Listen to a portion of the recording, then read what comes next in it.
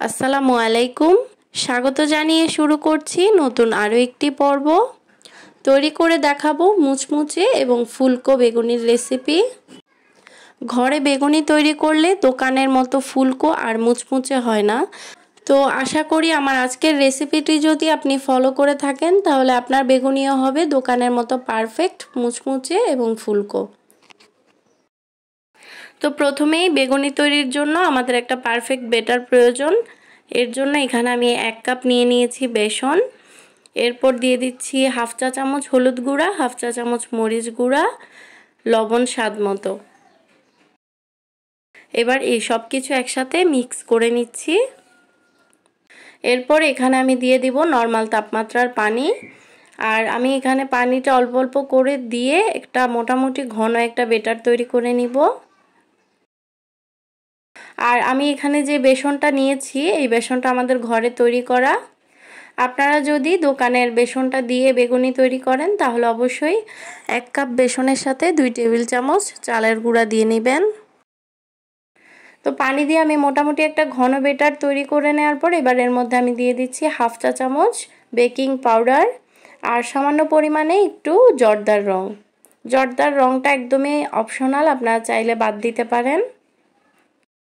বেগুনের কালারটা সুন্দর আসার জন্য আমি এখানে জর্দার রংটা দিলাম। তো সব কিছু একসাথে মিক্স করে আমি একটা সাইডে রেখে দিব 10 থেকে 15 মিনিটের জন্য। এবার এখানে আমি বেগুন নিয়ে নিয়েছি। আর বেগুনগুলো আমি খুব বেশি পাতলা অথবা খুব বেশি মোটা করেও কাটিনি। এবার বেগুনের মধ্যে আমি একটু লবণ মাখিয়ে বেগুনটাকেও আমি 10-15 মিনিটের জন্য রেখে দিব।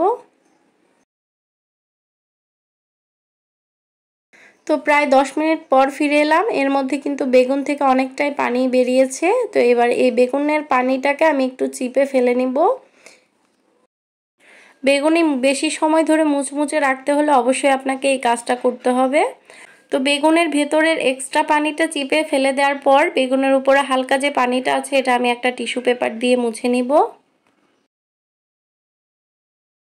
প্রায় 15 মিনিট পর আমি ব্যাটারটাকে আরও একবার ভালো করে মিক্স করে নিয়েছি।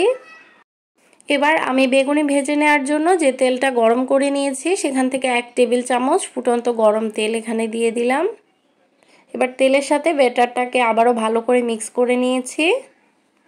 আমার বেগুনের ব্যাটারটা কতটুকু ঘন হয়েছে আপনারা দেখে বুঝতে পারছেন।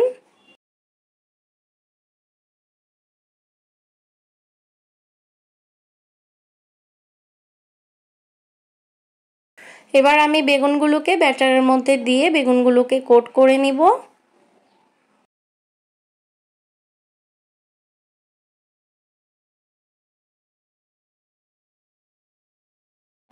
এরপর বেগুনের গায়ে এক্সট্রা যে ব্যাটারটা থাকবে সেটা একটু সরিয়ে নিয়ে আমি ফুটন্ত গরম তেলে দিয়ে দিচ্ছি। এবার মিডিয়াম হিটে বেগুনিগুলোকে আমি 5 থেকে 6 মিনিট সময় ধরে ভেজে নেব।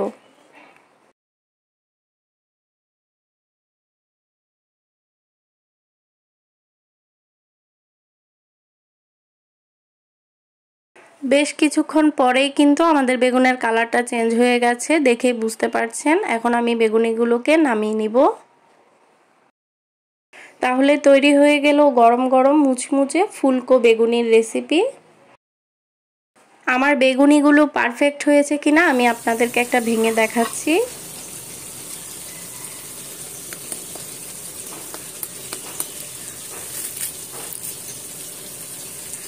শব্দ শুনেই কিন্তু বুঝতে পারছেন বেগুনিটা কতটা মুচমুচে হয়েছে।